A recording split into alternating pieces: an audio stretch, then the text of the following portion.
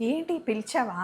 నేను పిలుస్తూనే ఉన్నా పప్పు పప్పు కాదు అంటే రేషు, నేను వినిపించలే. లోపలున్నాను గదా! అక్కడ నుండి అంటే కుంటికాలేసుకొని నడుచుకుంటూ వచ్చే లోపల లేట్ నేను అయిపోయింది. మర్చిపోయినా నీ కాలుకి దెబ్బ తాకింది. నువ్వు నడవలేకపోతున్నావు అన్న సంగతి నాకు నేను రియలైజ్ అవ్వలేదు. ఎన్ని సార్లు పిలవాలి రాదేంది అనుకున్నా. యాక్చువల్లీ ప్రాబ్లమ్ ఏంటంటే ప్రాబ్లమే అనుకోండి. ఇప్పుడు మామిడి చెట్టు ఇంత పెద్దగయ్యాక ఇన్ని కాయలొచ్చాక పక్క వాళ్ళ దగ్గర ఆకులు, పువ్వులు అవన్నీ పడుతుంటాయి గదా! ఆంటీ వాళ్ళేమో చెట్టు కొట్టేయండి, చెట్టు కొట్టేయండి అని అంటున్నారు.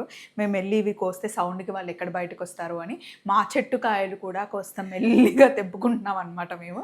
అంటే పనిలో పనిగా మామిడికాయలు తెంపుకున్నప్పుడు ఇలా జామకాయలు కూడా తెంపుకుంటామనమాట. అందుకే సౌండ్ చేయకుండా తెచ్చుకుంటాం. దొంగల్లాంటి దొంగలం అన్నమాట మేము.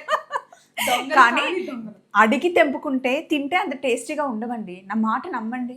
డైరెక్ట్‌గా ఎళ్లి అమ్మో! ఎంఐజీ కాలనీలో మనల్ని నడవనివ్వరేమో. కానీ బావుంటుంది కదా!